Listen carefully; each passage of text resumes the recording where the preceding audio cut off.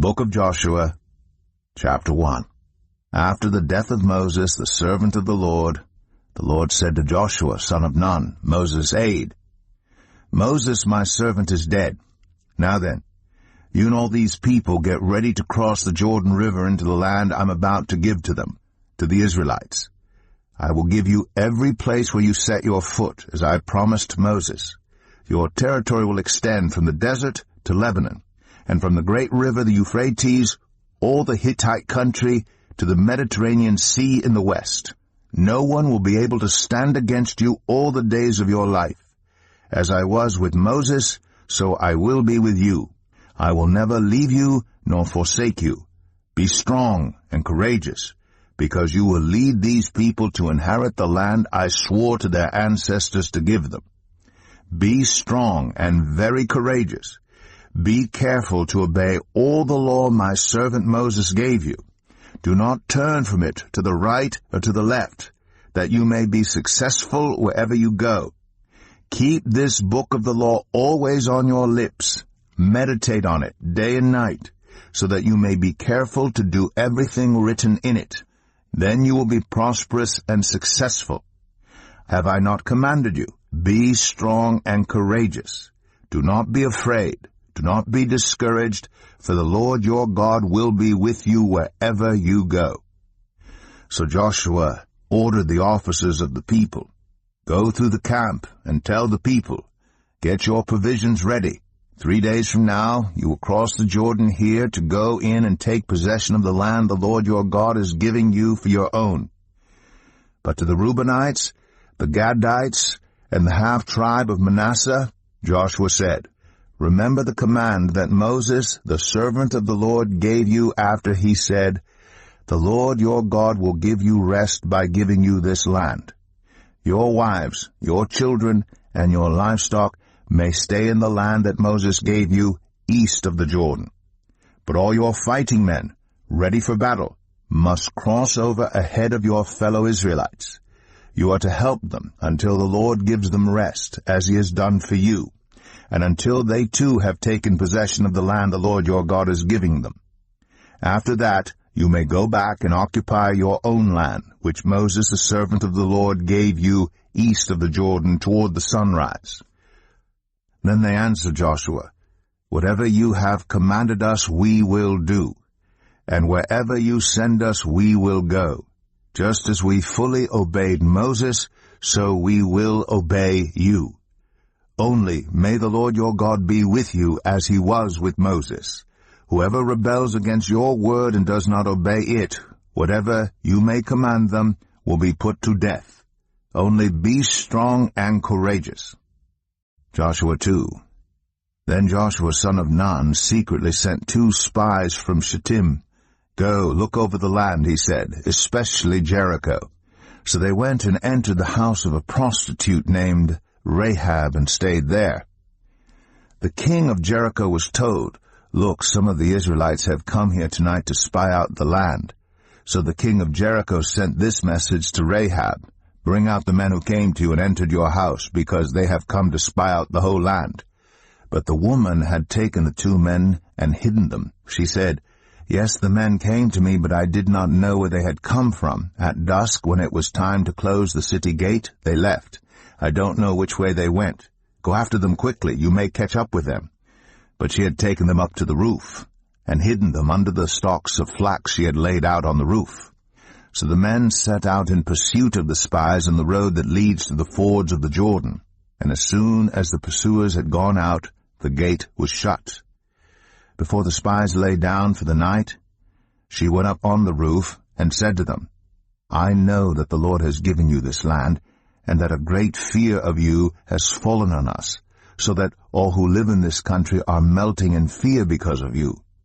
We have heard how the Lord dried up the water of the Red Sea for you when you came out of Egypt, and what you did to Sihon and Og, the 2 kings of the Amorites east of the Jordan, whom you completely destroyed. When we heard of it, our hearts melted in fear, and everyone's courage failed because of you. For the Lord your God is God in heaven above and on the earth below. Now then, please swear to me by the Lord that you will show kindness to my family, because I have shown kindness to you. Give me a sure sign that you will spare the lives of my father and mother, my brothers and sisters, and all who belong to them, and that you will save us from death." "Our lives for your lives," the men assured her. "If you don't tell what we are doing, we will treat you kindly and faithfully when the Lord gives us the land." So she let them down by a rope through the window, for the house she lived in was part of the city wall. She said to them, "Go to the hills, so the pursuers will not find you. Hide yourselves there 3 days until they return, and then go on your way." Now the men had said to her, "This oath you made us swear will not be binding on us unless when we enter the land you have tied this scarlet cord in the window through which you let us down, and unless you have brought your father and mother, your brothers, and all your family into your house. If any of them go outside your house into the street, their blood will be on their own heads. We will not be responsible. As for those who are in the house with you, their blood will be on our head, if a hand is laid on them. But if you tell what we are doing, we will be released from the oath you made us swear." "Agreed," she replied. "Let it be as you say." So she sent them away, and they departed, and she tied the scarlet cord in the window. When they left, they went into the hills and stayed there 3 days, until the pursuers had searched all along the road and returned without finding them. Then the 2 men started back. They went down out of the hills, forded the river, and came to Joshua son of Nun, and told him everything that had happened to them. They said to Joshua, "The Lord has surely given the whole land into our hands. All the people are melting in fear because of us." Joshua 3. Early in the morning Joshua and all the Israelites set out from Shittim and went to the Jordan, where they camped before crossing over. After 3 days the officers went throughout the camp, giving orders to the people, "When you see the ark of the covenant of the Lord your God, and the Levitical priests carrying it, you are to move out from your positions and follow it. Then you will know which way to go, since you have never been this way before. But keep a distance of about 2,000 cubits between you and the ark. Do not go near it." Joshua told the people, "Consecrate yourselves, for tomorrow the Lord will do amazing things among you." Joshua said to the priests, "Take up the ark of the covenant and pass on ahead of the people." So they took it up and went ahead of them. And the Lord said to Joshua, "Today I will begin to exalt you in the eyes of all Israel, so they may know that I am with you as I was with Moses. Tell the priests who carry the ark of the covenant, when you reach the edge of the Jordan's waters, go and stand in the river." Joshua said to the Israelites, "Come here and listen to the words of the Lord your God. This is how you will know that the living God is among you, and that he will certainly drive out before you the Canaanites, Hittites, Hivites, Perizzites, Girgashites, Amorites, and Jebusites.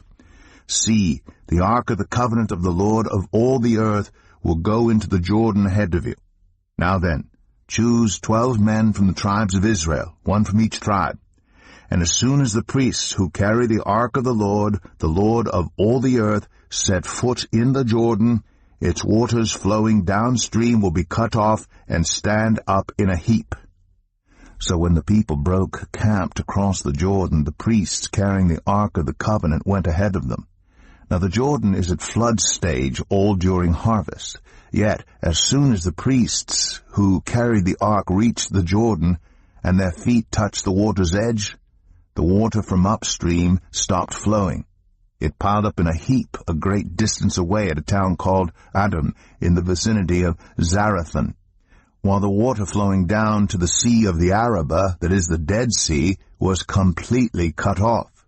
So the people crossed over opposite Jericho.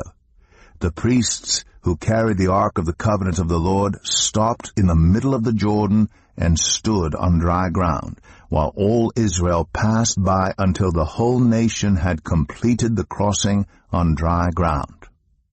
Joshua 4. When the whole nation had finished crossing the Jordan, the Lord said to Joshua, "Choose 12 men from among the people, one from each tribe, and tell them to take up 12 stones from the middle of the Jordan, from right where the priests are standing, and carry them over with you, and put them down at the place where you stay tonight." So Joshua called together the 12 men he had appointed from the Israelites, one from each tribe, and said to them, "Go over before the ark of the Lord your God into the middle of the Jordan. Each of you is to take up a stone on his shoulder according to the number of the tribes of the Israelites, to serve as a sign among you. In the future, when your children ask you, 'What do these stones mean?' tell them that the flow of the Jordan was cut off before the ark of the covenant of the Lord. When it crossed the Jordan, the waters of the Jordan were cut off. These stones are to be a memorial to the people of Israel forever." So the Israelites did as Joshua commanded them. They took 12 stones from the middle of the Jordan according to the number of the tribes of the Israelites, as the Lord had told Joshua, and they carried them over with them to their camp, where they put them down. Joshua set up the 12 stones that had been in the middle of the Jordan at the spot where the priests who carried the ark of the covenant had stood, and they are there to this day. Now the priests who carried the ark remained standing in the middle of the Jordan until everything the Lord had commanded Joshua was done by the people, just as Moses had directed Joshua. The people hurried over, and as soon as all of them had crossed, the ark of the Lord and the priests came to the other side while the people watched. The men of Reuben, Gad, and the half-tribe of Manasseh crossed over, ready for battle, in front of the Israelites, as Moses had directed them. About 40,000 armed for battle crossed over before the Lord to the plains of Jericho for war. That day the Lord exalted Joshua in the sight of all Israel, and they stood in awe of him all the days of his life, just as they stood in awe of Moses. Then the Lord said to Joshua, "Command the priests carrying the ark of the covenant law to come up out of the Jordan." So Joshua commanded the priests, "Come up out of the Jordan." And the priests came up out of the river, carrying the ark of the covenant of the Lord. No sooner had they set their feet on the dry ground than the waters of the Jordan returned to their place, and ran at flood stage as before. On the 10th day of the first month the people went up from the Jordan and camped at Gilgal, on the eastern border of Jericho. And Joshua set up at Gilgal the 12 stones they had taken out of the Jordan. He said to the Israelites, "In the future, when your descendants ask their parents, 'What do these stones mean?' tell them, 'Israel crossed the Jordan on dry ground.' For the Lord your God dried up the Jordan before you until you had crossed over. The Lord your God did to the Jordan what he had done to the Red Sea, when he dried it up before us until we had crossed over. He did this so that all the peoples of the earth might know that the hand of the Lord is powerful, and so that you might always fear the Lord your God." Joshua 5. Now when all the Amorite kings west of the Jordan, all the Canaanite kings along the coast, heard how the Lord had dried up the Jordan before the Israelites until they had crossed over, their hearts melted in fear, and they no longer had the courage to face the Israelites. At that time the Lord said to Joshua, "Make flint knives, and circumcise the Israelites again." So Joshua made flint knives, and circumcised the Israelites at Gibeath Araloth. Now this is why he did so. All those who came out of Egypt, all the men of military age, died in the wilderness on the way after leaving Egypt. All the people that came out had been circumcised, but all the people born in the wilderness during the journey from Egypt had not. The Israelites had moved about in the wilderness 40 years until all the men who were of military age when they left Egypt had died, since they had not obeyed the Lord. For the Lord had sworn to them that they would not see the land he had solemnly promised their ancestors to give us, a land flowing with milk and honey.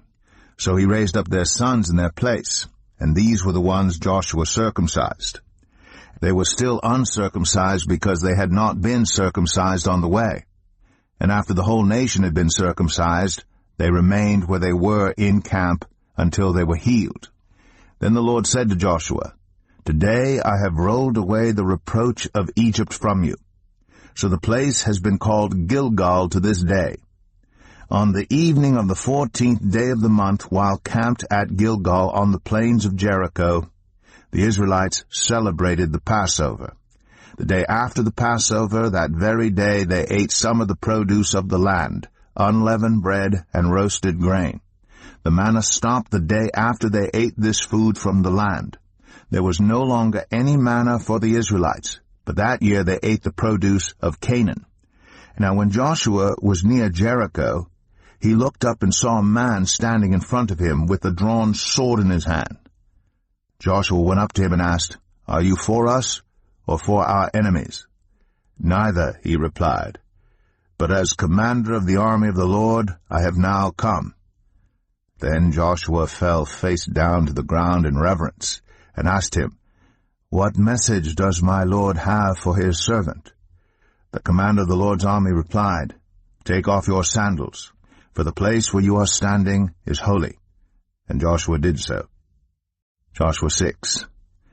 Now the gates of Jericho were securely barred because of the Israelites. No one went out, and no one came in.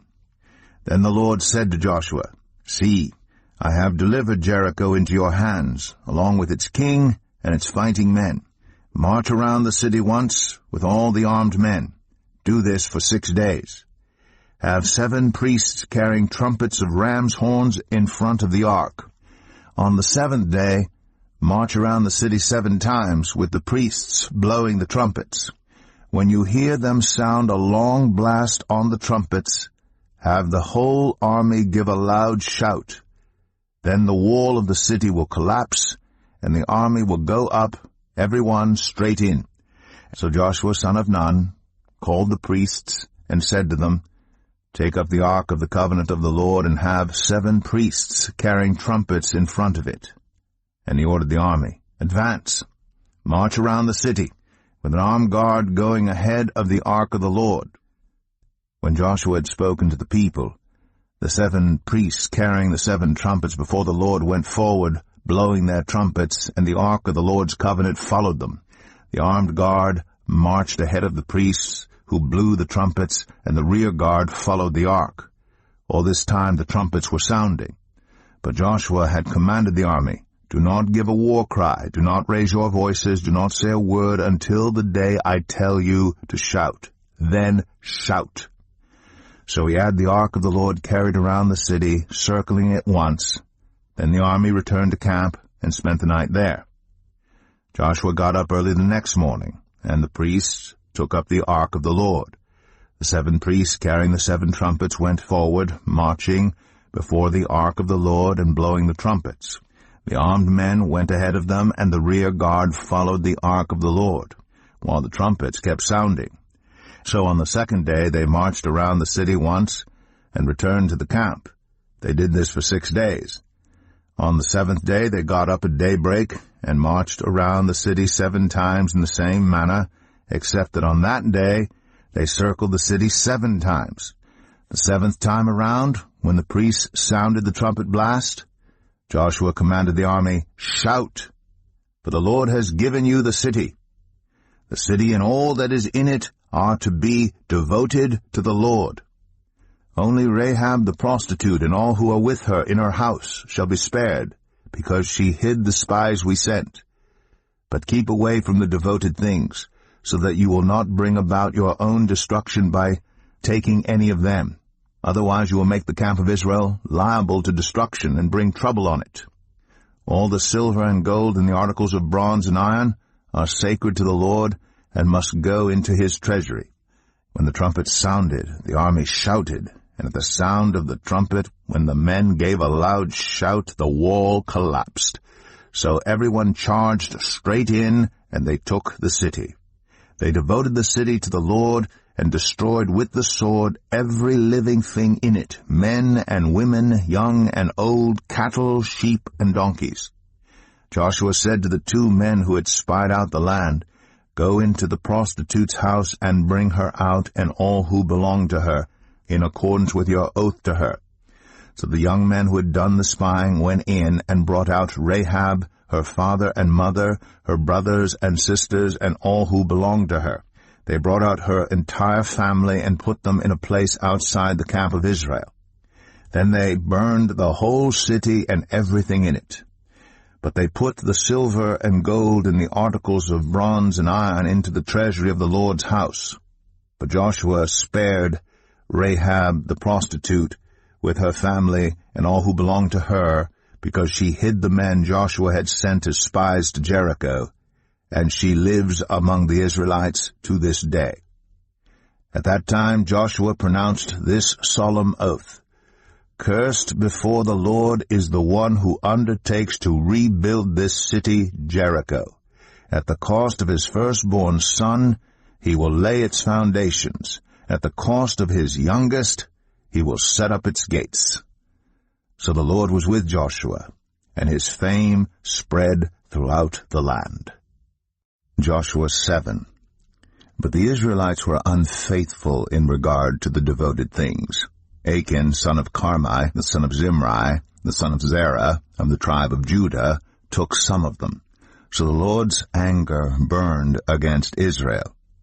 Now Joshua sent men from Jericho to Ai, which is near Bethaven, to the east of Bethel, and told them, Go up and spy out the region. So the men went up and spied out Ai. When they returned to Joshua, they said, Not all the army will have to go up against Ai. Send 2,000 or 3,000 men to take it, and do not weary the whole army, for only a few people live there. So about 3,000 went up. But they were routed by the men of Ai, who killed about 36 of them. They chased the Israelites from the city gate as far as the stone quarries, and struck them down on the slopes. At this the hearts of the people melted in fear and became like water. Then Joshua tore his clothes and fell face down to the ground before the ark of the Lord, remaining there till evening. The elders of Israel did the same, and sprinkled dust on their heads. And Joshua said, Alas, sovereign Lord, why did you ever bring this people across the Jordan to deliver us into the hands of the Amorites to destroy us? If only we had been content to stay on the other side of the Jordan. Pardon your servant, Lord. What can I say now that Israel has been routed by its enemies? The Canaanites and the other people of the country will hear about this, and they will surround us and wipe out our name from the earth. What then will you do for your own great name? The Lord said to Joshua, Stand up. What are you doing down on your face? Israel has sinned. They have violated my covenant, which I commanded them to keep. They have taken some of the devoted things. They have stolen. They have lied. They have put them with their own possessions. That is why the Israelites cannot stand against their enemies. They turn their backs and run because they have been made liable to destruction. I will not be with you any more unless you destroy whatever among you is devoted to destruction. Go, consecrate the people. Tell them, Consecrate yourselves in preparation for tomorrow. For this is what the Lord, the God of Israel, says. There are devoted things among you, Israel. You cannot stand against your enemies until you remove them. In the morning, present yourselves tribe by tribe. The tribe the Lord chooses shall come forward clan by clan. The clan the Lord chooses shall come forward family by family, and the family the Lord chooses shall come forward man by man. Whoever is caught with the devoted thing shall be destroyed by fire, along with all that belongs to him. He has violated the covenant of the Lord and has done an outrageous thing in Israel. Early the next morning Joshua had Israel come forward by tribes, and Judah was chosen. The clans of Judah came forward, and the Zerahites were chosen. He had the clan of the Zerahites come forward by families, and Zimri was chosen. Joshua had his family come forward man by man, and Achan, son of Carmi, the son of Zimri, the son of Zerah, of the tribe of Judah, was chosen. Then Joshua said to Achan, My son, give glory to the Lord, the God of Israel, and honor him. Tell me what you have done. Do not hide it from me. Achan replied, It is true, I have sinned against the Lord, the God of Israel. This is what I have done. When I saw in the plunder a beautiful robe from Babylonia, 200 shekels of silver, and a bar of gold weighing 50 shekels, I coveted them and took them. They are hidden in the ground inside my tent, with the silver underneath. So Joshua sent messengers, and they ran to the tent, and there it was, hidden in his tent with the silver underneath. They took the things from the tent, brought them to Joshua and all the Israelites, and spread them out before the Lord. Then Joshua, together with all Israel, took Achan son of Zerah, the silver, the robe, the gold bar, his sons and daughters, his cattle, donkeys, and sheep, his tent, and all that he had, to the valley of Achor. Joshua said, "Why have you brought this trouble on us? The Lord will bring trouble on you today." Then all Israel stoned him, and after they had stoned the rest, they burned them. Over Achan they heaped up a large pile of rocks, which remains to this day.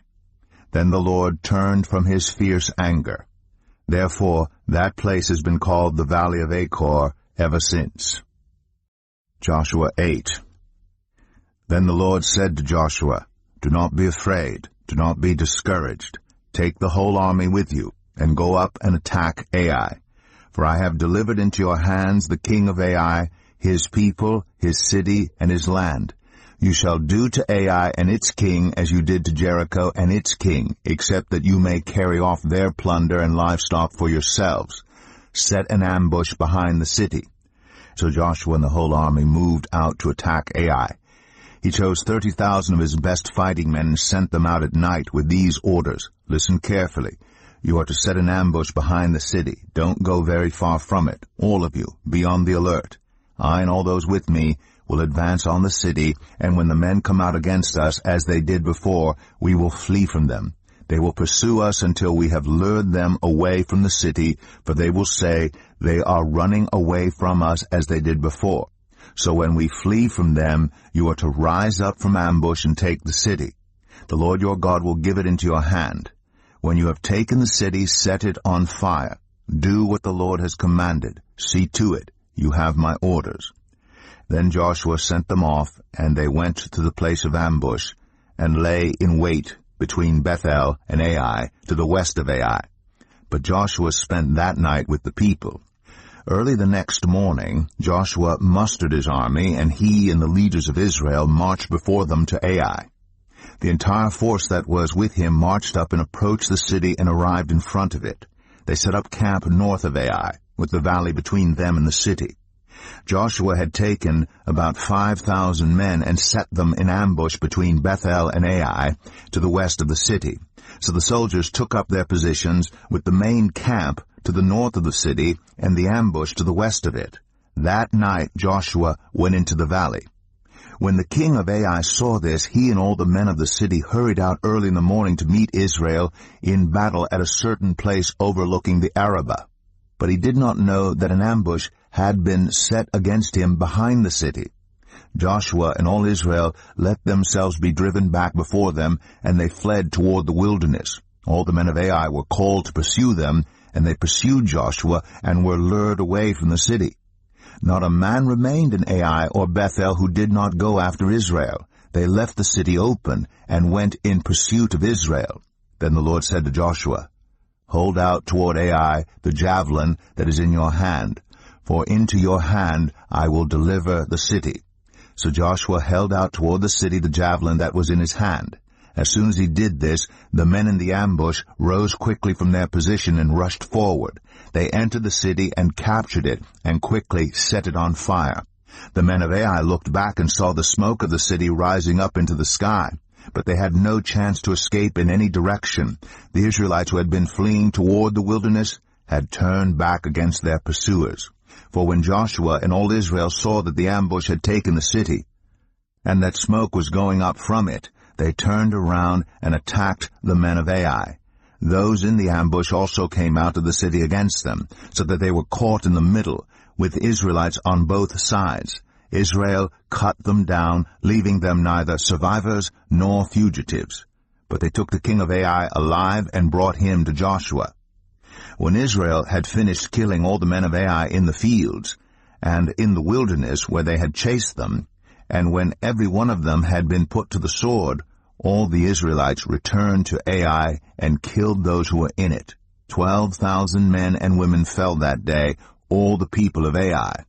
For Joshua did not draw back the hand that held out his javelin until he had destroyed all who lived in Ai. But Israel did carry off for themselves the livestock and plunder of this city, as the Lord had instructed Joshua. So Joshua burned Ai and made it a permanent heap of ruins, a desolate place to this day. He impaled the body of the king of Ai on a pole and left it there until evening. At sunset, Joshua ordered them to take the body from the pole and throw it down at the entrance of the city gate.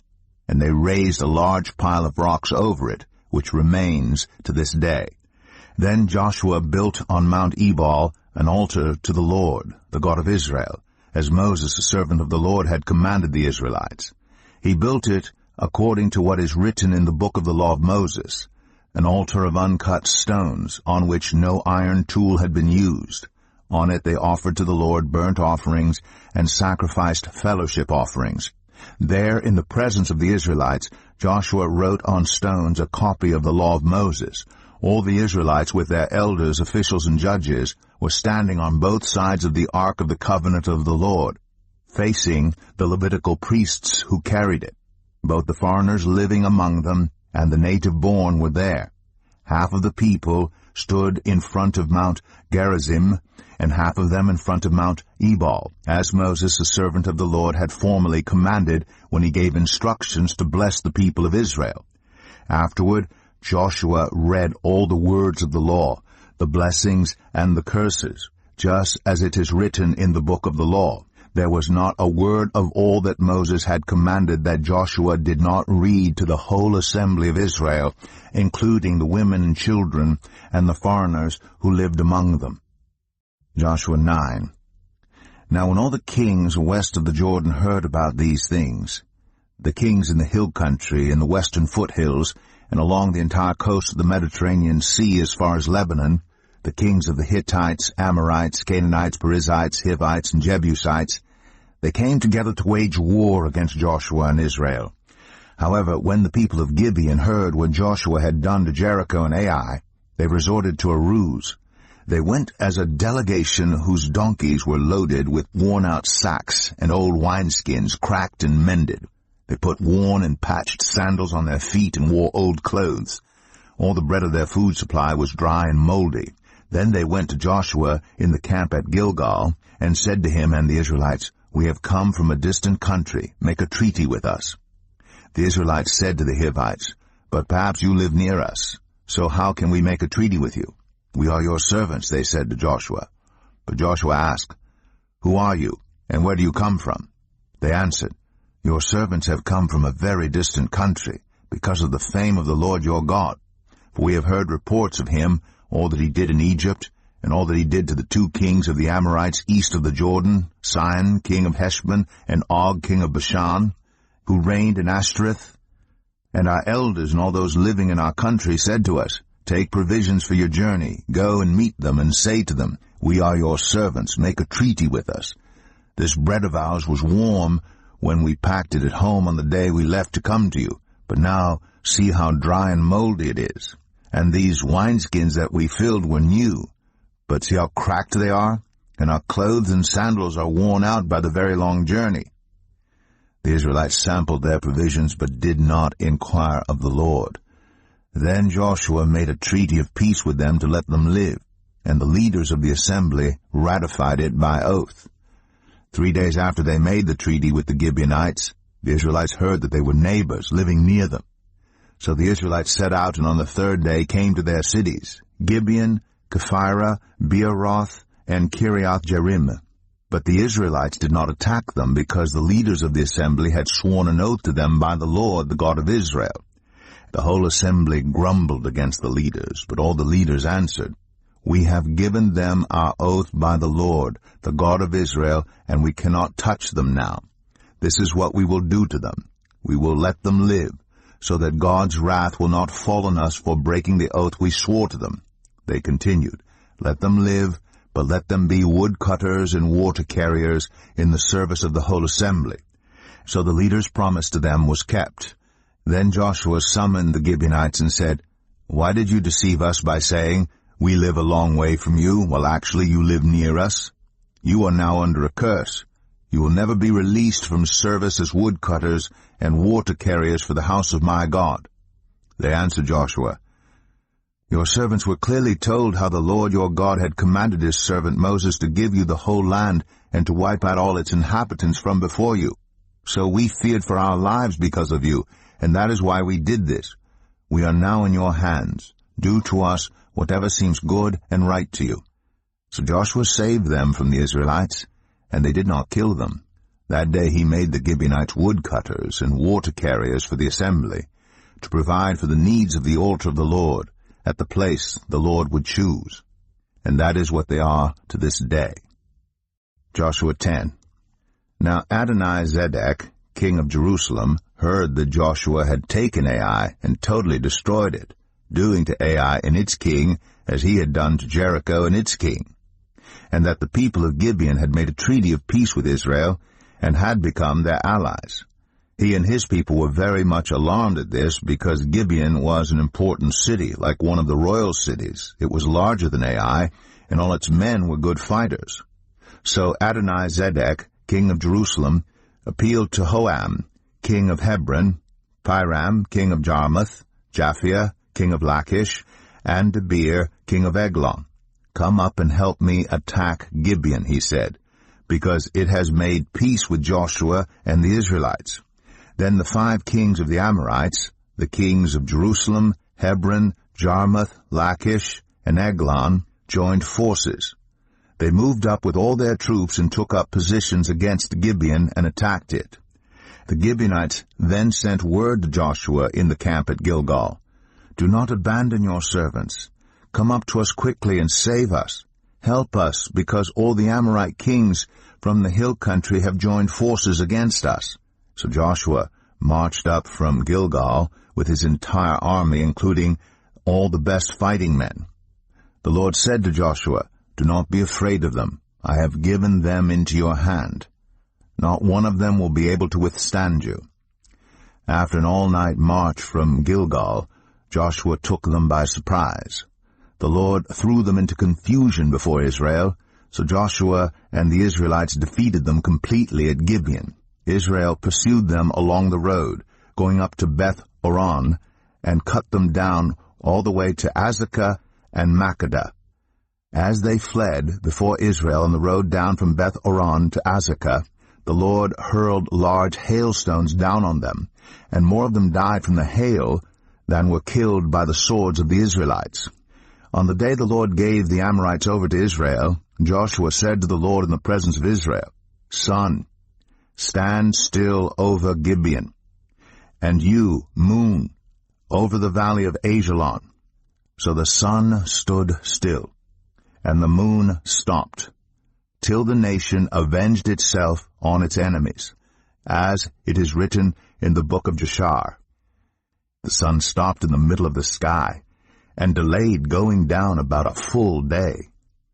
There's never been a day like it before or since, a day when the Lord listened to a human being. Surely the Lord was fighting for Israel. Then Joshua returned with all Israel to the camp at Gilgal. Now the 5 kings had fled and hidden in the cave of Makkedah. When Joshua was told that the 5 kings had been found hiding in the cave of Makkedah, he said, "Roll large rocks up to the mouth of the cave, and post some men there to guard it. But don't stop. Pursue your enemies. Attack them from the rear, and don't let them reach their cities, for the Lord your God has given them into your hand." So Joshua and the Israelites defeated them completely. But a few survivors managed to reach their fortified cities. The whole army then returned safely to Joshua in the camp at Makkedah, and no one uttered a word against the Israelites. Joshua said, "Open the mouth of the cave, and bring those 5 kings out to me." So they brought the 5 kings out of the cave, the kings of Jerusalem, Hebron, Jarmuth, Lachish, and Eglon. When they had brought these kings to Joshua, he summoned all the men of Israel and said to the army commanders who had come with him, "Come here, and put your feet on the necks of these kings." So they came forward and placed their feet on their necks. Joshua said to them, "Do not be afraid, do not be discouraged. Be strong and courageous. This is what the Lord will do to all the enemies you are going to fight." Then Joshua put the kings to death and exposed their bodies on 5 poles, and they were left hanging on the poles until evening. At sunset, Joshua gave the order, and they took them down from the poles and threw them into the cave where they had been hiding. At the mouth of the cave, they placed large rocks which are there to this day. That day Joshua took Makkedah. He put the city and its king to the sword and totally destroyed everyone in it. He left no survivors. And he did to the king of Makkedah as he had done to the king of Jericho. Then Joshua and all Israel with him moved on from Makkedah to Libnah and attacked it. The Lord also gave that city and its king into Israel's hand. The city and everyone in it Joshua put to the sword. He left no survivors there. And he did to its king as he had done to the king of Jericho. Then Joshua and all Israel with him moved on from Libnah to Lachish. He took up positions against it and attacked it. The Lord gave Lachish into Israel's hands, and Joshua took it on the 2nd day. The city and everyone in it he put to the sword, just as he had done to Libnah. Meanwhile Oram, king of Gezer, had come up to help Lachish, but Joshua defeated him and his army, until no survivors were left. Then Joshua and all Israel with him moved on from Lachish to Eglon. They took up positions against it and attacked it. They captured it that same day and put it to the sword and totally destroyed everyone in it, just as they had done to Lachish. Then Joshua and all Israel with him went up from Eglon to Hebron and attacked it. They took the city and put it to the sword, together with its king, its villages, and everyone in it. They left no survivors. Just as at Eglon, they totally destroyed it and everyone in it. Then Joshua and all Israel with him turned around and attacked Debir. They took the city, its king, and its villages, and put them to the sword. Everyone in it they totally destroyed. They left no survivors. They did to Debir and its king as they had done to Libnah and its king and to Hebron. So Joshua subdued the whole region, including the hill country, the Negev, the western foothills, and the mountain slopes, together with all their kings. He left no survivors. He totally destroyed all who breathed, just as the Lord, the God of Israel, had commanded. Joshua subdued them from Kadesh Barnea to Gaza, and from the whole region of Goshen to Gibeon. All these kings and their lands Joshua conquered in one campaign, because the Lord, the God of Israel, fought for Israel. Then Joshua returned with all Israel to the camp at Gilgal. Joshua 11.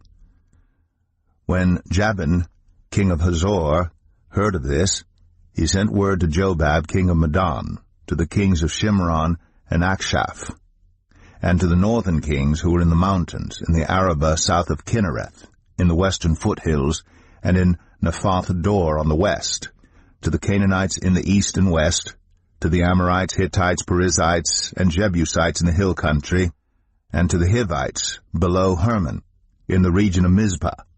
They came out with all their troops, in a large number of horses and chariots, a huge army as numerous as the sand on the seashore. All these kings joined forces and made camp together at the waters of Merom to fight against Israel. The Lord said to Joshua, "Do not be afraid of them, because by this time tomorrow I will hand all of them slain over to Israel. You are to hamstring their horses and burn their chariots." So Joshua and his whole army came against them suddenly at the waters of Merom and attacked them, and the Lord gave them into the hand of Israel. They defeated them and pursued them all the way to Greater Sidon, to Mizraphoth Maim, and to the valley of Mizpah on the east, until no survivors were left. Joshua did to them as the Lord had directed. He hamstrung their horses and burned their chariots. At that time Joshua turned back and captured Hazor, and put its king to the sword. Hazor had been the head of all these kingdoms. Everyone in it they put to the sword. They totally destroyed them, not sparing anyone that breathed, and he burned Hazor itself. Joshua took all these royal cities and their kings, and put them to the sword. He totally destroyed them, as Moses, the servant of the Lord, had commanded. Yet Israel did not burn any of the cities built on their mounds, except Hazor, which Joshua burned. The Israelites carried off for themselves all the plunder and livestock of these cities, but all the people they put to the sword until they completely destroyed them, not sparing anyone that breathed. As the Lord commanded his servant Moses, so Moses commanded Joshua, and Joshua did it. He left nothing undone of all that the Lord commanded Moses. So Joshua took this entire land, the hill country, all the Negev, the whole region of Goshen, the western foothills, the Arabah, and the mountains of Israel with their foothills, from Mount Halak, which rises toward Seir, to Baal-Gad in the valley of Lebanon, below Mount Hermon. He captured all their kings and put them to death. Joshua waged war against all these kings for a long time, except for the Hivites living in Gibeon. Not one city made a treaty of peace with the Israelites, who took them all in battle. For it was the Lord himself who hardened their hearts to wage war against Israel, so that he might destroy them totally, exterminating them without mercy, as the Lord had commanded Moses. At that time Joshua went and destroyed the Anakites, from the hill country, from Hebron, Debir, and Anab, from all the hill country of Judah, and from all the hill country of Israel. Joshua totally destroyed them and their towns. No Anakites were left in Israelite territory. Only in Gaza, Gath, and Ashdod did any survive. So Joshua took the entire land, just as the Lord had directed Moses, and he gave it as an inheritance to Israel, according to their tribal divisions. Then the land had rest from war. Joshua 12. These are the kings of the land whom the Israelites had defeated, and whose territory they took over east of the Jordan, from the Arnon Gorge to Mount Hermon, including all the eastern side of the Arabah. Sihon, king of the Amorites, who reigned in Heshbon. He ruled from Aroer on the rim of the Arnon Gorge, from the middle of the gorge to the Jabbok River, which is the border of the Ammonites. This included half of Gilead. He also ruled over the eastern Arabah, from the Sea of Galilee to the Sea of the Arabah, that is the Dead Sea, to Beth Jeshemeth, and then southward below the slopes of Pisgah. And the territory of Og, king of Bashan, one of the last of the Rephaites, who reigned in Ashtoreth and Edrei. He ruled over Mount Hermon, Salakah, all of Bashan, to the border of the people of Geshur and Makkah, and half of Gilead to the border of Sihon, king of Heshbon. Moses, the servant of the Lord, and the Israelites conquered them. And Moses, the servant of the Lord, gave their land to the Reubenites, the Gadites, and the half-tribe of Manasseh to be their possession. Here is a list of the kings of the land that Joshua and the Israelites conquered on the west side of the Jordan, from Baal-Gad in the valley of Lebanon to Mount Halak, which rises towards Seir. Joshua gave their lands as an inheritance to the tribes of Israel according to their tribal divisions. The lands included the hill country, the western foothills, the Arabah, the mountain slopes, the wilderness, and the Negev. These were the lands of the Hittites, Amorites, Canaanites, Perizzites, Hivites, and Jebusites. These were the kings. The king of Jericho, 1. The king of Ai, near Bethel, 1. The king of Jerusalem, 1. The king of Hebron, 1.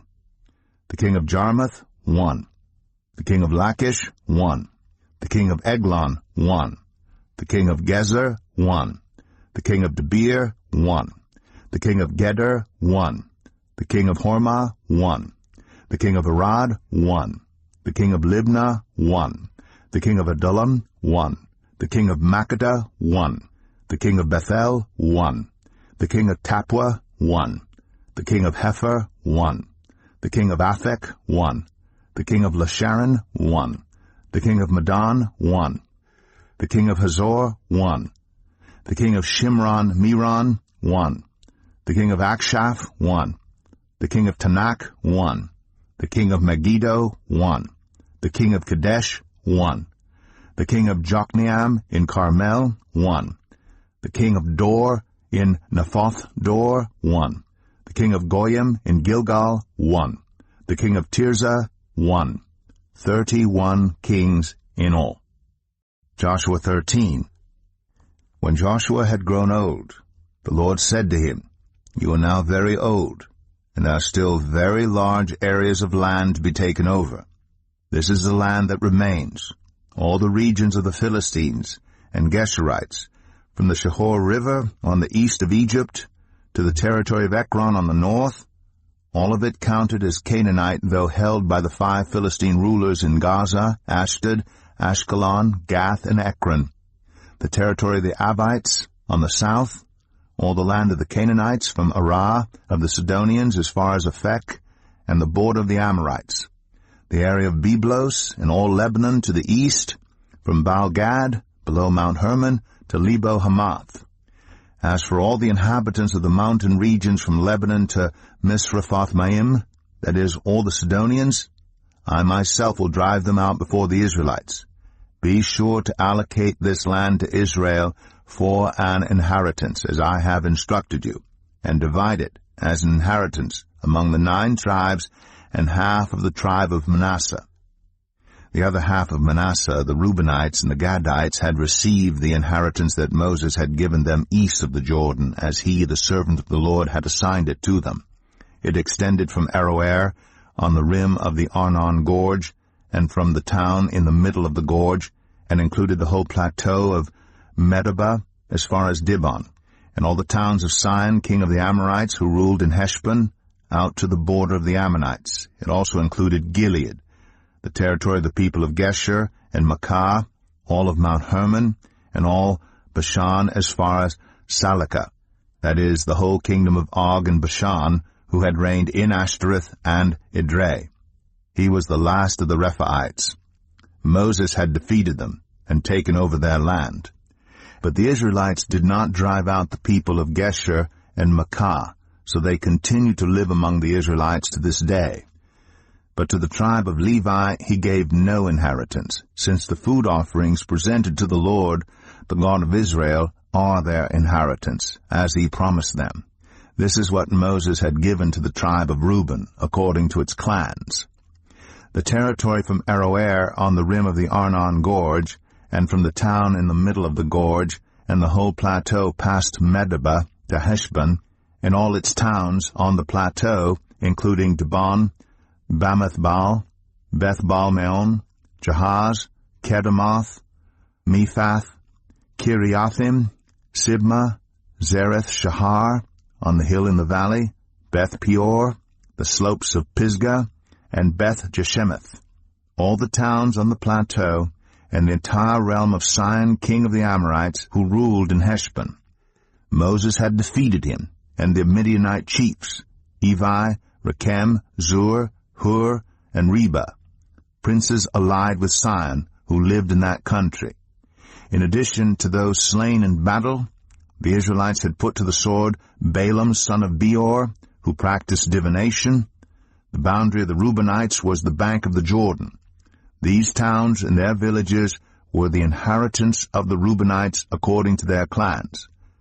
This is what Moses had given to the tribe of Gad, according to its clans: the territory of Jazer, all the towns of Gilead, and half the Ammonite country, as far as Aroer, near Rabbah, and from Heshbon to Ramath-Mizpah, and Betanim, and from Mahanaim to the territory of Debir, and in the valley Beth-Haram, Beth-Nimrah, Succoth, and Zephon, with the rest of the realm of Sihon, king of Heshbon, the east side of the Jordan, the territory up to the end of the Sea of Galilee.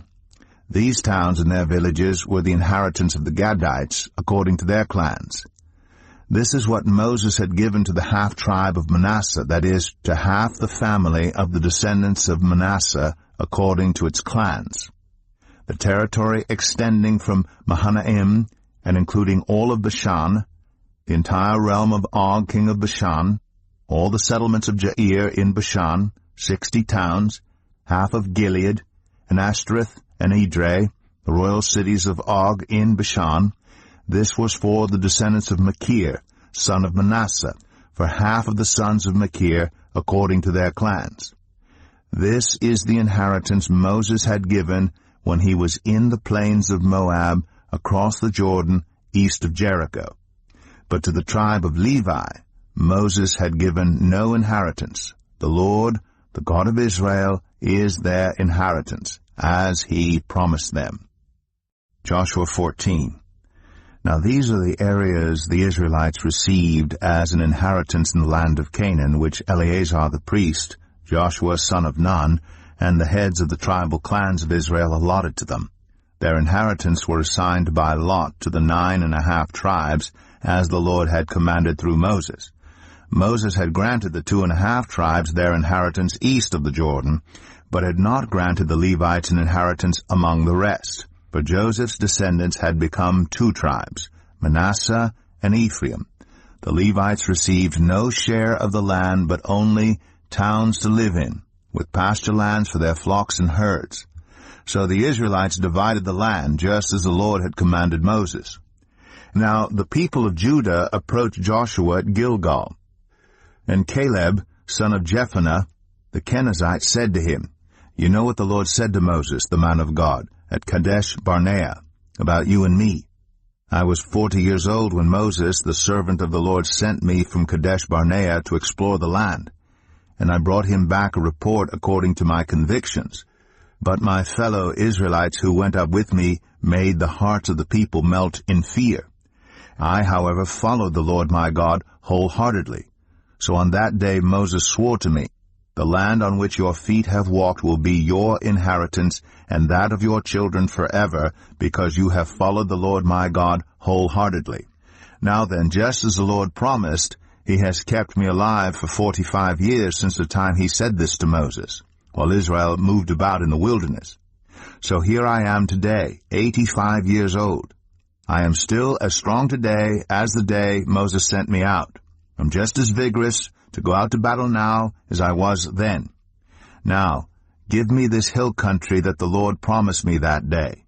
You yourself heard then that the Anakites were there, and their cities were large and fortified. But the Lord, helping me, I will drive them out just as he said. Then Joshua blessed Caleb, son of Jephunneh, and gave him Hebron as his inheritance. So Hebron has belonged to Caleb, son of Jephunneh, the Kenizzite, ever since, because he followed the Lord, the God of Israel, wholeheartedly.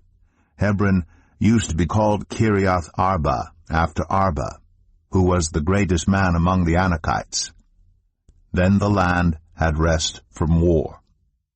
Joshua 15. The allotment for the tribe of Judah according to its clans extended down to the territory of Edom, to the desert of Zin, in the extreme south. Their southern boundary started from the bay at the southern end of the Dead Sea, crossed south of Scorpion Pass, continued on to Zin, and went over to the south of Kadesh Barnea. Then it ran past Hezron, up to Adar, and curved around to Karka. It then passed along Asmon, and joined the Wadi of Egypt, ending at the Mediterranean Sea. This is their southern boundary. The eastern boundary is the Dead Sea, as far as the mouth of the Jordan. The northern boundary started from the bay of the sea at the mouth of the Jordan, went up to Beth Hoglah, and continued north to Beth Arabah, to the stone of Bohan, son of Reuben. The boundary then went up to Debir, from the valley of Achor, and turned north to Gilgal, which faces the pass of Adumim, south of the gorge. It continued along to the waters of En-Shemesh, and came out at En-Rogel. Then it ran up the valley of Ben-Hinnom, along the southern slope of the Jebusite city, that is Jerusalem.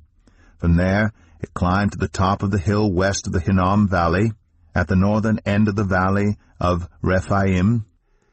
From the hilltop the boundary headed toward the spring of the waters of Nephtah, came out at the towns of Mount Ephraim, and went down toward Bala, that is Kiriath Jearim. Then it curved westward from Bala to Mount Seir, ran along the northern slope of Mount Jearim, that is Kesalon, continued down to Beth Shemesh, and crossed to Timnah. It went to the northern slope of Ekron, turned toward Shikron, passed along to Mount Bala, and reached Jabneel. The boundary ended at the sea. The western boundary is the coastline of the Mediterranean Sea. These are the boundaries around the people of Judah by their clans. In accordance with the Lord's command to him, Joshua gave to Caleb, son of Jephunneh, a portion in Judah, Kiriath Arba, that is Hebron. Arba was the forefather of Anak. From Hebron Caleb drove out the 3 Anakites, Sheshai, Ahiman, and Talmai, the sons of Anak. From there he marched against the people living in Debir, formerly called Kiriath Sepher. And Caleb said, I will give my daughter Aksah in marriage to the man who attacks and captures Kiriath Sepher. Othniel, son of Kenaz, Caleb's brother, took it. So Caleb gave his daughter Aksah to him in marriage. One day, when she came to Othniel, she urged him to ask her father for a field. When she got off her donkey, Caleb asked her, What can I do for you? She replied, Do me a special favor. Since you have given me land in the Negev, give me also springs of water. So Caleb gave her the upper and lower springs. This is the inheritance of the tribe of Judah according to its clans. The southernmost towns of the tribe of Judah in the Negev toward the boundary of Edom were Kabzeel, Eder, Chagur, Kenah, Dimnah, Adada, Kadesh, Hazor, Itnan, Ziph, Telem, Bealoth, Hazor Hadattah, Kiriath Hezron, that is Hazor, Amam, Shema, Moladah, Hazar Gadah, Heshmon, Beth Pelet, Hazar Shual, Beersheba, Biziothia, Bala, Ayim, Izem, Eltalad, Kisil, Hormah, Ziklag, Madmanah, Sansana, Lebouth, Shilhim, Ain, and Rimmon, a total of 29 towns and their villages. In the western foothills, Estaol, Zorah, Ashna, Zanoah, En-Ganim, Tapua, Enam, Jarmuth, Adullam, Soka, Azekah, Sharaim, Adithaim, Gedera, or Gederethaim, 14 towns and their villages. Zenan, Hadasha, Migdal-Gad, Dilian, Mizpah, Joktheel, Lachish, Bazkath, Eglon, Kaban, Lamas, Kitlish, Gederoth, Beth-Dagon, Naamah, and Makkedah, 16 towns and their villages. Libnah, Ether, Ashan, Iftah, Ashna, Nezib, Keilah, Akzib, and Mareshah, 9 towns and their villages. Ekron with its surrounding settlements and villages, west of Ekron, all that were in the vicinity of Ashdod, together with their villages, Ashdod, its surrounding settlements and villages, and Gaza, its settlements and villages, as far as the water of Egypt and the coastline of the Mediterranean Sea.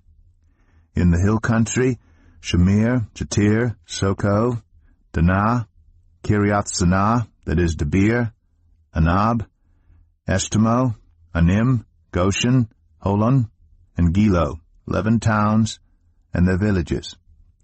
Arab, Dumah, Ashan, Jamin, Beth Tapua, Athakah, Humta, Kiriath Arba, that is Hebron, and Zior, 9 towns and their villages. Maon, Carmel, Ziph, Chitah, Jezreel, Jokdeam, Zanoah, Cain, Gibeah, and Timnah, 10 towns and their villages. Halhul, Beth-zur, Gedor, Marath, Beth-Anath, and Eltekon, 6 towns and their villages. Kiriath Baal, that is Kiriath Jearim, and Rabbah, 2 towns and their villages. In the wilderness, Beth Araba, Medin, Sekakah, Nibsham, the city of salt, and En-Gedi, 6 towns and their villages. Judah could not dislodge the Jebusites who were living in Jerusalem. To this day the Jebusites live there, with the people of Judah. Joshua 16. The allotment for Joseph began at the Jordan, east of the springs of Jericho, and went up from there through the desert into the hill country of Bethel. It went on from Bethel, that is Luz, crossed over to the territory of the Archites and Adaroth, descended westward to the territory of the Japhletites, as far as the region of lower Beth-horon, and on to Gezer, ending at the Mediterranean Sea. So Manasseh and Ephraim, the descendants of Joseph, received their inheritance. This was the territory of Ephraim, according to its clans. The boundary of their inheritance went from Ataroth-Adar, in the east of Upper Beth-horon, and continued to the Mediterranean Sea. From Michmethath, on the north, it curved eastward to Tanath-Shiloh, passing by it to Genoa on the east. Then it went down from Genoa to Ataroth, and Naarah touched Jericho and came out at the Jordan. From Tappuah, the border went west to the Canal ravine and ended at the Mediterranean Sea. This was the inheritance of the tribe of the Ephraimites according to its clans. It also included all the towns and their villages that were set aside for the Ephraimites within the inheritance of the Manassites. They did not dislodge the Canaanites living in Gezer. To this day, the Canaanites live among the people of Ephraim, but are required to do forced labor. Joshua 17.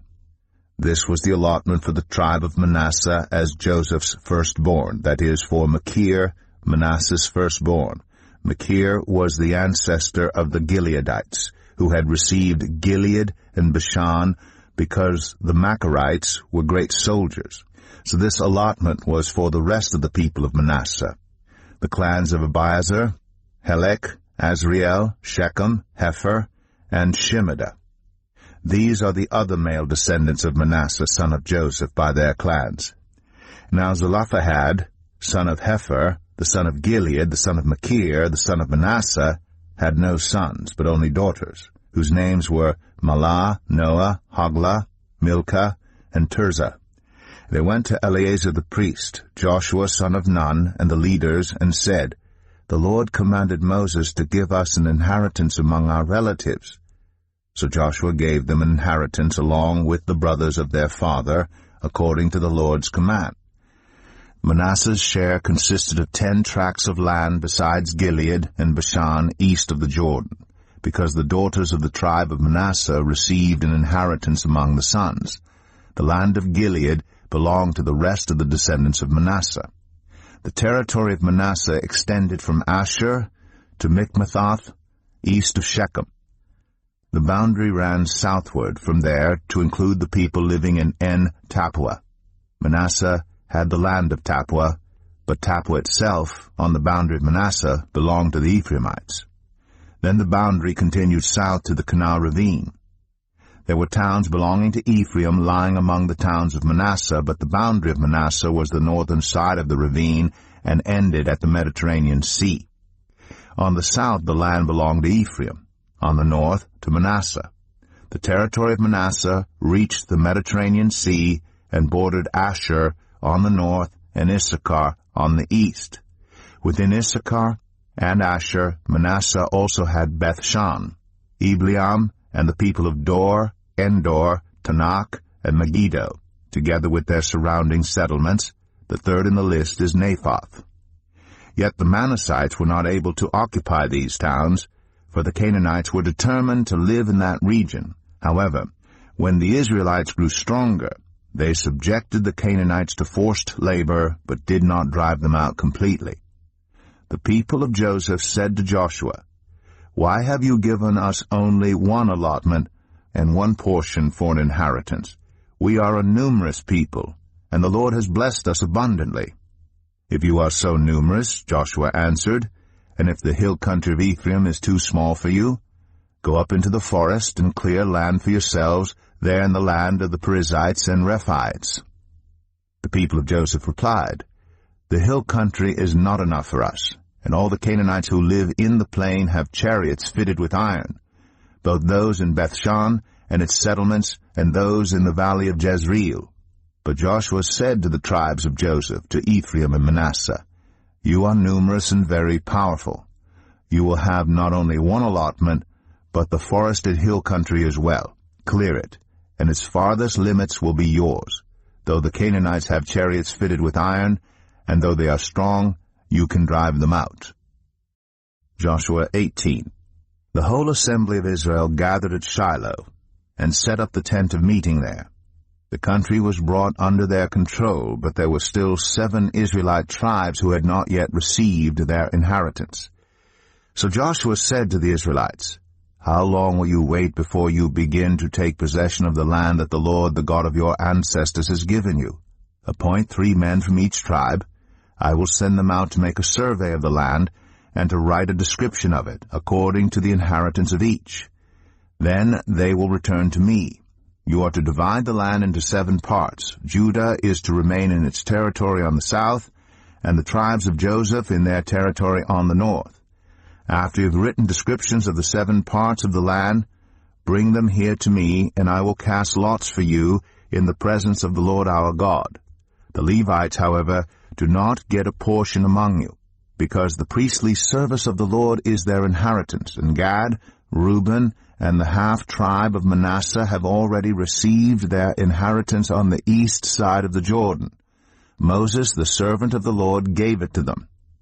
As the men started on their way to map out the land, Joshua instructed them, "Go and make a survey of the land and write a description of it. Then return to me, and I will cast lots for you here at Shiloh in the presence of the Lord."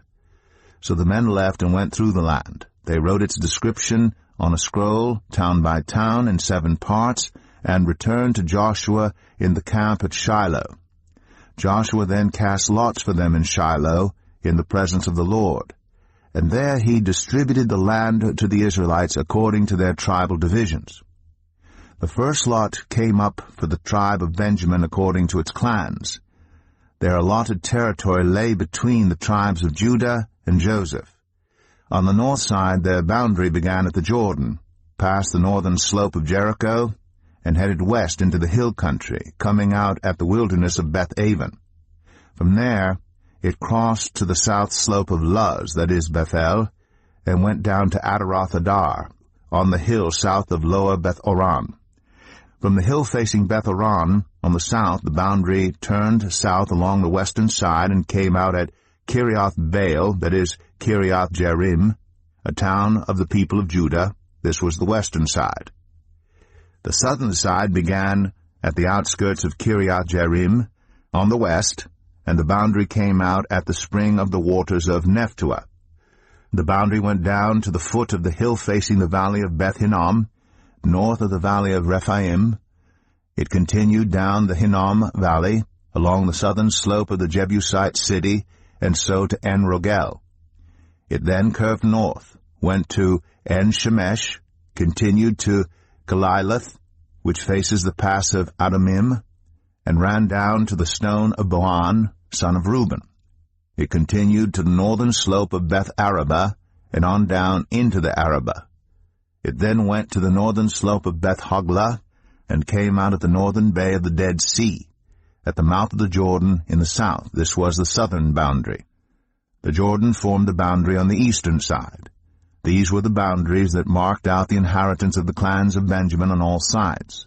The tribe of Benjamin, according to its clans, had the following towns: Jericho, Beth-hoglah, Emek, Keziz, Beth-arabah, Zemaraim, Bethel, Avim, Parah, Ophrah, Kephar Ammoni, Ophni, and Geba, 12 towns and their villages: Gibeon, Ramah, Beeroth, Mizpah, Kephirah, Moza, Rakem, Irpeel, Taralah, Zelah, Haleph, the Jebusite city, that is Jerusalem, Gibeah, and Kiriath, 14 towns and their villages.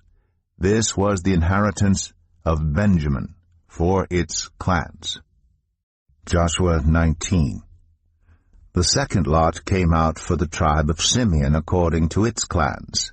Their inheritance lay within the territory of Judah. It included Beersheba, or Sheba, Moladah, Hazar, Shual, Bala, Ezem, El-Talad, Bethul, Ormah, Ziklag, Beth-Markaboth, Hazar-Susa, Beth-Lebaoth, and Sharuim, 13 towns and their villages: Ain, Rimmon, Ether, and Ashan, 4 towns and their villages, and all the villages around these towns as far as Balath-beer, Ramah in the Negev. This was the inheritance of the tribe of the Simeonites according to its clans. The inheritance of the Simeonites was taken from the share of Judah, because Judah's portion was more than they needed. So the Simeonites received their inheritance within the territory of Judah.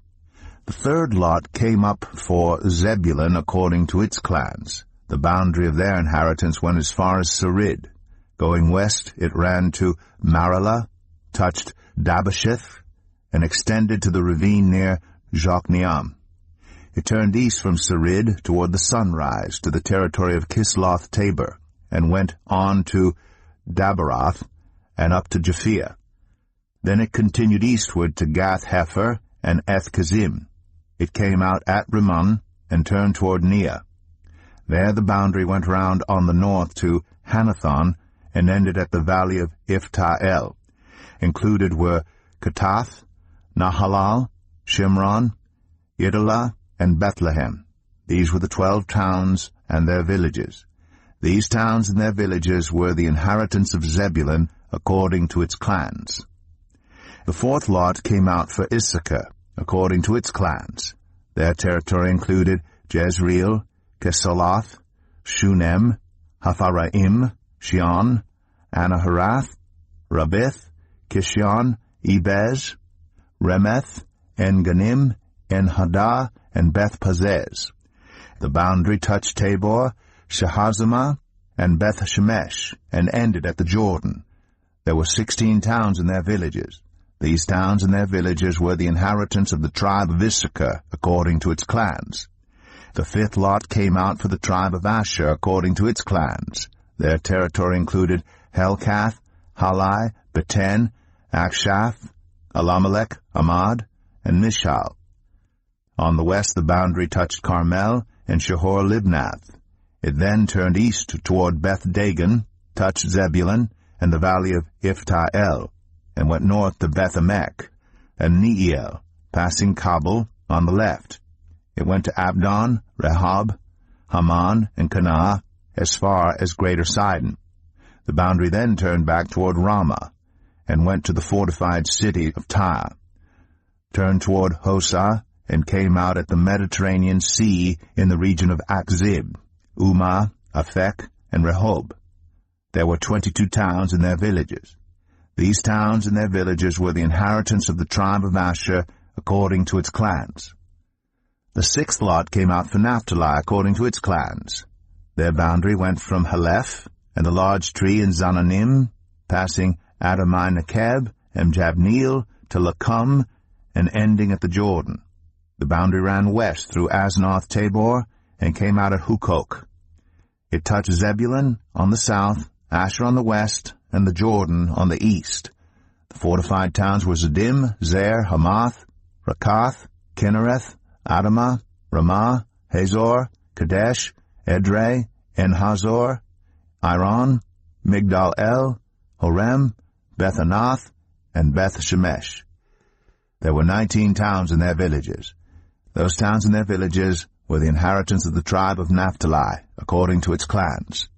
The seventh lot came out for the tribe of Dan, according to its clans. The territory of their inheritance included Zorah, Eshtaol, Ir-Shemesh, Sha'alabin, Ajalon, Itlah, Elon, Timnah, Ekron, El-Tekeh, Gibbethon, Baalath, Jehud, Bene-Barak, Gath-Rimmon, Me-Jarkon, and Rakon, with the area facing Joppa. When the territory of the Danites was lost to them, they went up and attacked Leshem, took it, put it to the sword, and occupied it. They settled in Leshem and named it Dan after their ancestor. These towns and their villages were the inheritance of the tribe of Dan according to its clans. When they had finished dividing the land into its allotted portions, the Israelites gave Joshua son of Nun an inheritance among them, as the Lord had commanded. They gave him the town he asked for, Timnath-Serah, in the hill country of Ephraim, and he built up the town and settled there. These were the territories that Eleazar the priest, Joshua son of Nun, and the heads of the tribal clans of Israel assigned by lot at Shiloh in the presence of the Lord at the entrance to the tent of meeting. And so they finished dividing the land. Joshua 20. Then the Lord said to Joshua, "Tell the Israelites to designate the cities of refuge, as I instructed you through Moses, so that anyone who kills a person accidentally and unintentionally may flee there and find protection from the avenger of blood. When they flee to one of these cities, they are to stand in the entrance of the city gate and state their case before the elders of that city. Then the elders are to admit the fugitive into their city and provide a place to live among them. If the avenger of blood comes in pursuit, the elders must not surrender the fugitive, because the fugitive killed their neighbor unintentionally and without malice aforethought. They are to stay in that city until they have stood trial before the assembly and until the death of the high priest who is serving at that time. Then they may go back to their own home in the town from which they fled." So they set apart Kadesh in Galilee in the hill country of Naphtali, Shechem in the hill country of Ephraim, and Kiriath Arba, that is Hebron, in the hill country of Judah. East of the Jordan, on the other side from Jericho, they designated Bezer in the wilderness on the plateau in the tribe of Reuben, Ramoth in Gilead in the tribe of Gad, and Golan in Bashan in the tribe of Manasseh. Any of the Israelites or any foreigner residing among them who killed someone accidentally could flee to these designated cities and not be killed by the avenger of blood prior to standing trial before the assembly. Joshua 21. Now the family heads of the Levites approached Eleazar the priest, Joshua son of Nun, and the heads of the other tribal families of Israel at Shiloh in Canaan, and said to them, "The Lord commanded through Moses that you give us towns to live in, with pasture lands for our livestock." So, as the Lord had commanded, the Israelites gave the Levites the following towns and pasture lands out of their own inheritance. The first lot came out for the Kohathites, according to their clans. The Levites, who were descendants of Aaron the priest, were allotted 13 towns from the tribe of Judah, Simeon, and Benjamin. The rest of Kohath's descendants were allotted 10 towns from the clans of the tribes of Ephraim, Dan, and half of Manasseh. The descendants of Gershon were allotted 13 towns from the clans of the tribes of Issachar, Asher, Naphtali, and the half-tribe of Manasseh in Bashan. The descendants of Merari, according to their clans, received 12 towns from the tribes of Reuben, Gad, and Zebulun. So the Israelites allotted to the Levites these towns and their pasture lands, as the Lord had commanded through Moses. From the tribes of Judah and Simeon they allotted the following towns by name. These towns were assigned to the descendants of Aaron, who were from the Kohathite clans of the Levites, because the first lot fell to them. They gave them Kiriath Arba, that is Hebron, with its surrounding pasture land, in the hill country of Judah. Arba was the forefather of Anak. But the fields and villages around the city they had given to Caleb, son of Jephunneh, as his possessions. So to the descendants of Aaron the priest they gave Hebron, a city of refuge for one accused of murder, Libnah, Jatir, Eshtemoa, Holon, Debir, Ain, Jattah, and Beth Shemesh, together with their pasture lands, 9 towns from these 2 tribes. And from the tribe of Benjamin they gave them Gibeon, Geba, Anathoth, and Almon, together with their pasture lands, 4 towns. The total number of towns for the priests, the descendants of Aaron, came to 13, together with their pasture lands. The rest of the Kohathite clans of the Levites were allotted towns from the tribe of Ephraim. In the hill country of Ephraim they were given Shechem, a city of refuge for one accused of murder, and Gezer, Kibzaim, and Beth-Aron, together with their pasture lands, 4 towns. Also from the tribe of Dan they received Eltekeh, Gibbethon, Ajalon, and Gath-Rimmon, together with their pasture lands, 4 towns. From half the tribe of Manasseh they received Tanakh and Gath-Rimmon, together with their pasture lands, 2 towns. All these 10 towns and their pasture lands were given to the rest of the Kohathite clans. The Levite clans of the Gershonites were given, from the half-tribe of Manasseh, Golan in Bashan, a city of refuge for one accused of murder, and Be-Eshterah, together with their pasture lands, 2 towns. From the tribe of Issachar, Kishion, Daberath, Jarmuth, and En-Ganim, together with their pasture lands, 4 towns. From the tribe of Asher, Mishal, Abdon, Helkath, and Rehob, together with their pasture lands, 4 towns. From the tribe of Naphtali, Kadesh in Galilee, a city of refuge for one accused of murder, Hamath-dor, and Kartan, together with their pasture lands, 3 towns. The total number of towns of the Gershonite clans came to 13, together with their pasture lands.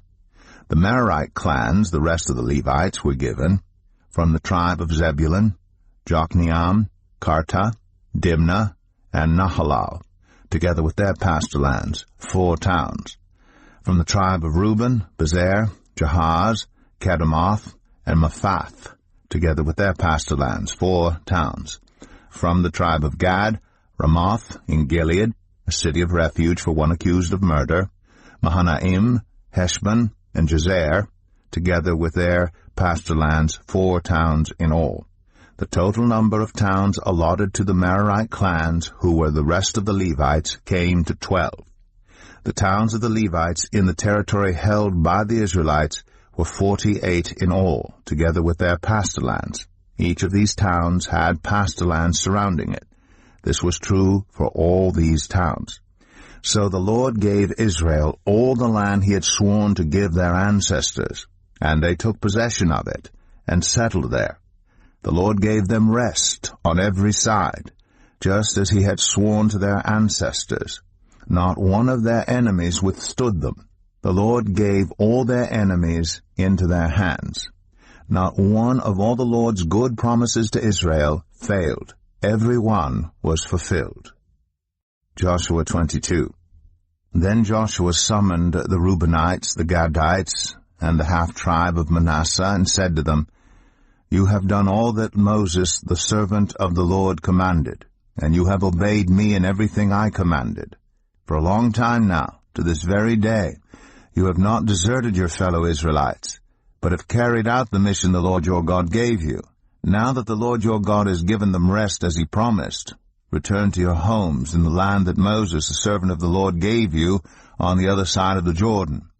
But be very careful to keep the commandment and the law that Moses, the servant of the Lord, gave you, to love the Lord your God, to walk in obedience to him, to keep his commands, to hold fast to him, and to serve him with all your heart and with all your soul.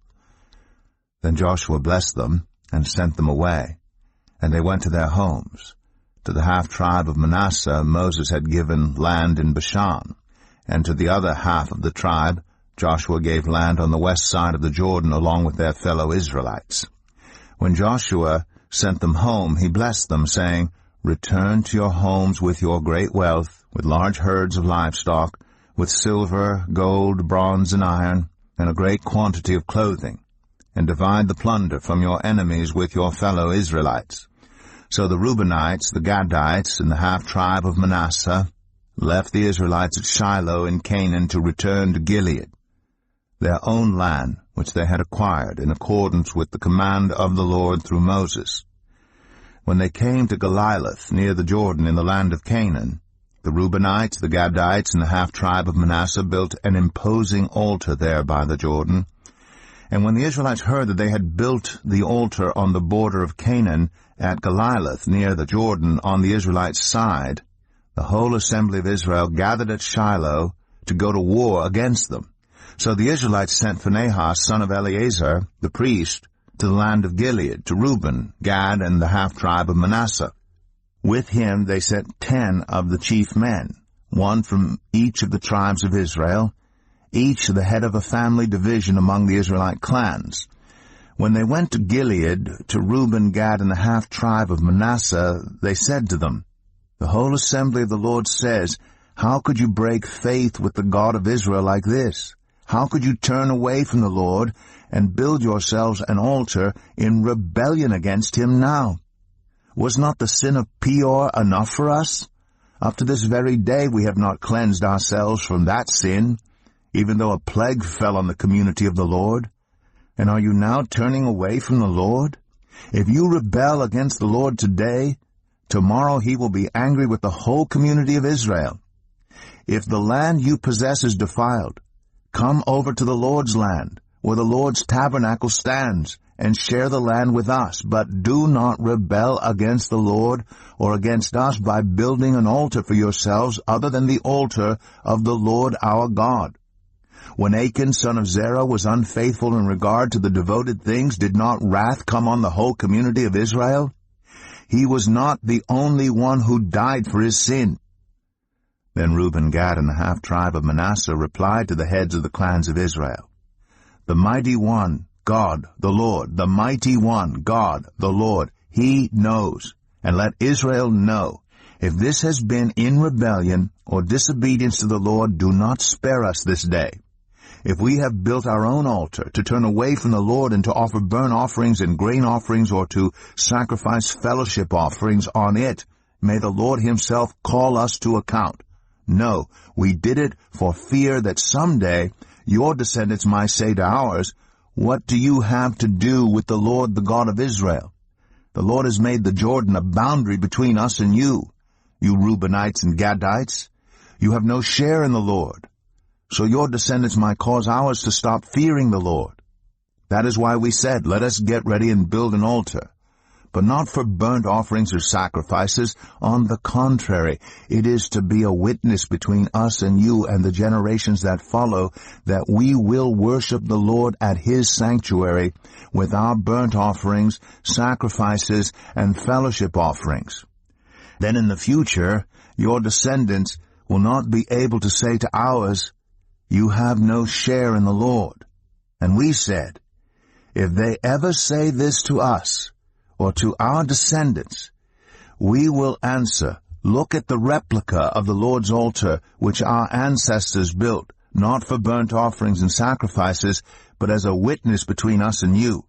Far be it from us to rebel against the Lord and turn away from him today by building an altar for burnt offerings, grain offerings, and sacrifices, other than the altar of the Lord our God that stands before his tabernacle." When Phinehas the priest and the leaders of the community, the heads of the clans of the Israelites, heard what Reuben, Gad, and Manasseh had to say, they were pleased. And Phinehas, son of Eleazar, the priest, said to Reuben, Gad, and Manasseh, "Today we know that the Lord is with us, because you have not been unfaithful to the Lord in this matter. Now you have rescued the Israelites from the Lord's hands." Then Phinehas, son of Eleazar, the priest, and the leaders returned to Canaan from their meeting with the Reubenites and Gadites in Gilead, and reported to the Israelites. They were glad to hear the report, and praised God. And they talked no more about going to war against them to devastate the country where the Reubenites and Gadites lived. And the Reubenites and the Gadites gave the altar this name, "A witness between us, that the Lord is God." Joshua 23. After a long time had passed, and the Lord had given Israel rest from all their enemies around them, Joshua, by then a very old man, summoned all Israel, their elders, leaders, judges, and officials, and said to them, "I am very old. You yourselves have seen everything the Lord your God has done to all these nations for your sake. It was the Lord your God who fought for you. Remember how I have allotted as an inheritance for your tribes all the land of the nations that remain, the nations I conquered, between the Jordan and the Mediterranean Sea in the west. The Lord your God himself will push them out for your sake. He will drive them out before you, and you will take possession of their land, as the Lord your God promised you. Be very strong. Be careful to obey all that is written in the book of the law of Moses, without turning aside to the right or to the left.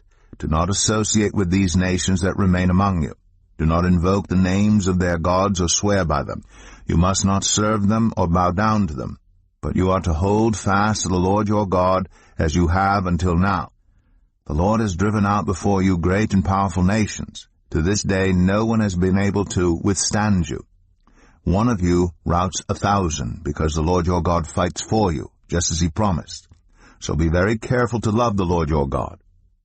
But if you turn away and ally yourselves with the survivors of these nations that remain among you, and if you intermarry with them and associate with them, then you may be sure that the Lord your God will no longer drive out these nations before you.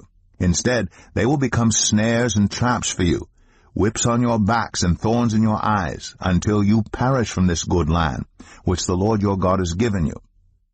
Now I am about to go the way of all the earth. You know with all your heart and soul that not one of all the good promises the Lord your God gave you has failed. Every promise has been fulfilled. Not one has failed. But just as all the good things the Lord your God has promised you have come to you, so he will bring on you all the evil things he has threatened, until the Lord your God has destroyed you from this good land he has given you. If you violate the covenant of the Lord your God, which he commanded you, and go and serve other gods and bow down to them, the Lord's anger will burn against you, and you will quickly perish from the good land he has given you. Joshua 24. Then Joshua assembled all the tribes of Israel at Shechem. He summoned the elders, leaders, judges, and officials of Israel, and they presented themselves before God. Joshua said to all the people, "This is what the Lord, the God of Israel, says. Long ago your ancestors, including Terah, the father of Abraham and Nahor, lived beyond the Euphrates River and worshipped other gods. But I took your father Abraham from the land beyond the Euphrates and led him throughout Canaan and gave him many descendants. I gave him Isaac, and to Isaac I gave Jacob and Esau. I assigned the hill country of Seir to Esau, but Jacob and his family went down to Egypt. Then I sent Moses and Aaron, and I afflicted the Egyptians by what I did there, and I brought you out. When I brought your people out of Egypt, you came to the sea, and the Egyptians pursued them with chariots and horsemen as far as the Red Sea. But they cried to the Lord for help, and he put darkness between you and the Egyptians. He brought the sea over them and covered them. You saw with your own eyes what I did to the Egyptians. Then you lived in the wilderness for a long time. I brought you to the land of the Amorites, who lived east of the Jordan. They fought against you, but I gave them into your hands. I destroyed them from before you, and you took possession of their land. When Balak son of Zippor, the king of Moab, prepared to fight against Israel, he sent for Balaam son of Beor to put a curse on you.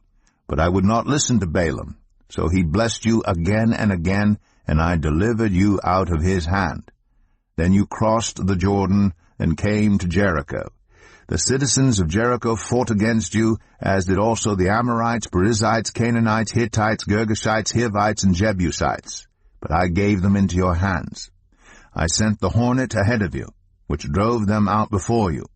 Also the 2 Amorite kings. You did not do it with your own sword and bow. So I gave you a land on which you did not toil, and cities you did not build. And you live in them, and eat from vineyards and olive groves that you did not plant. Now fear the Lord and serve him with all faithfulness. Throw away the gods your ancestors worshipped beyond the Euphrates River and in Egypt, and serve the Lord. But if serving the Lord seems undesirable to you, then choose for yourselves this day whom you will serve, whether the gods your ancestors served beyond the Euphrates, or the gods of the Amorites, in whose land you are living. But as for me and my household, we will serve the Lord." Then the people answered, "Far be it from us to forsake the Lord to serve other gods. It was the Lord our God himself who brought us and our parents up out of Egypt, from that land of slavery, and performed those great signs before our eyes. He protected us on our entire journey, and among all the nations through which we traveled. And the Lord drove out before us all the nations, including the Amorites who lived in the land. We too will serve the Lord, because he is our God." Joshua said to the people, "You are not able to serve the Lord. He is a holy God. He is a jealous God. He will not forgive your rebellion and your sins. If you forsake the Lord and serve foreign gods, he will turn and bring disaster on you and make an end of you, after he has been good to you." But the people said to Joshua, "No, we will serve the Lord." Then Joshua said, "You are witnesses against yourselves that you have chosen to serve the Lord." "Yes, we are witnesses," they replied. "Now then," said Joshua, "throw away the foreign gods that are among you, and yield your hearts to the Lord, the God of Israel." And the people said to Joshua, We will serve the Lord our God and obey him. On that day Joshua made a covenant for the people, and there at Shechem he reaffirmed for them decrees and laws. And Joshua recorded these things in the book of the law of God. Then he took a large stone and set it up there under the oak near the holy place of the Lord. See, he said to all the people, this stone will be a witness against us. It has heard all the words the Lord has said to us. It will be a witness against you if you are untrue to your God.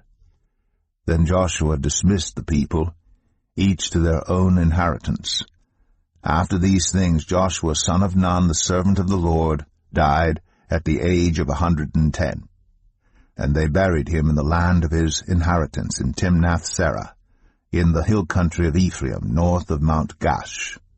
Israel served the Lord throughout the lifetime of Joshua and of the elders who outlived him and who had experienced everything the Lord had done for Israel.